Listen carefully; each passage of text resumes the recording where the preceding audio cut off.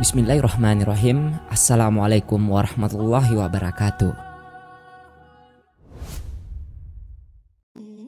Di antara perbedaan antara orang yang beriman dan kufur adalah kemampuan menjawab pertanyaan dua malaikat ketika berada di alam barzah.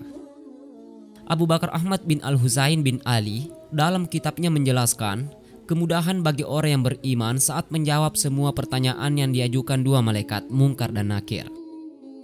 Penegasan itu termaktub dalam ayat. Allah meneguhkan iman orang-orang yang beriman dengan ucapan yang teguh itu dalam kehidupan di dunia dan di akhirat. Dan Allah menyesatkan orang-orang yang zalim dan memperbuat apa yang Dia kehendaki. Quran Surah Ibrahim ayat 27. Peneguhan iman yang dimaksud dalam ayat tersebut juga berlaku kelak di akhirat. Faktor apakah yang dapat meneguhkan keimanan seseorang itu? Salah satunya ialah kesaksian atau syahadat.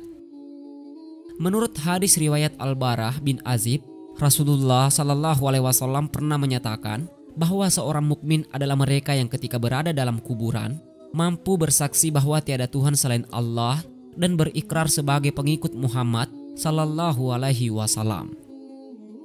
Riwayat lain dari Abdullah bin Mas'ud mengatakan, orang-orang yang beriman, sebagaimana disebutkan ayat tersebut, bisa menjawab pertanyaan-pertanyaan malaikat tentang siapakah Tuhan yang ia sembah, agama yang ia peluk, dan siapakah nabi yang ia taati.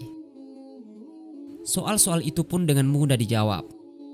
Allah Tuhannya, Islam agamanya, dan Muhammad nabinya. Lalu kuburannya dilapangkan hingga ia beristirahat dengan tenang. Sebaliknya, deretan pertanyaan serupa juga disodorkan kepada orang-orang kafir. Jawaban yang keluar dari lisan mereka hanyalah ketidaktahuan dan kebodohan. Akibatnya, kubur yang ia huni pun akan sempit dan ia akan disiksa.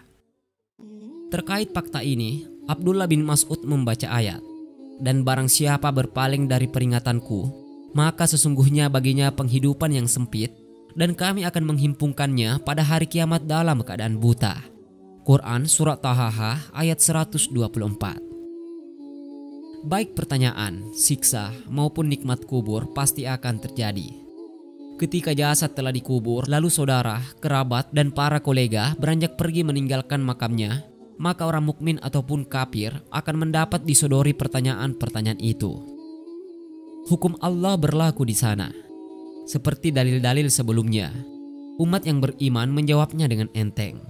Sedangkan kaum kafir tidak kunjung bisa mencerna soal-soal itu secara baik. Siksa dan nerakalah balasannya.